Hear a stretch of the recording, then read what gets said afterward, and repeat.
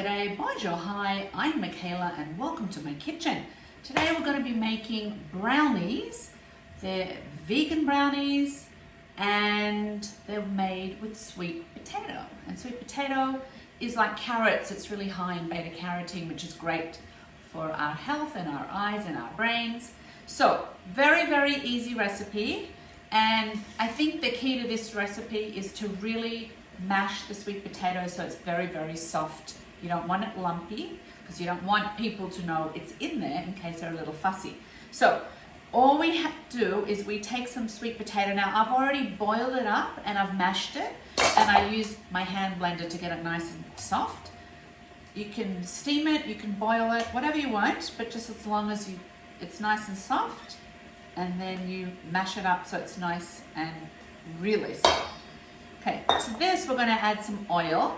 Now it says coconut oil. You can use coconut, I use olive oil, a mild one.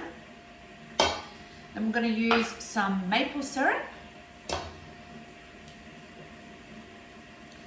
We're going to use some cocoa powder with some baking powder, some vanilla and almond flour. And we're just going to mash it all together, mix it all together till it's nice and soft. Now you can add nuts, you can add chocolate chips. I'm actually leaving out both. I love chocolate, but I don't like chocolate chips in food. My daughter and I do not like chocolate chips. I know it's a strange thing not to like because I love chocolate. All right, so make sure it's nicely combined so it's nice and chocolatey. I really like a brownie batter. If there's any sweet potato lumps, make sure that you mash them out. And then we've got a lovely batter. We're going to pop it in our tin.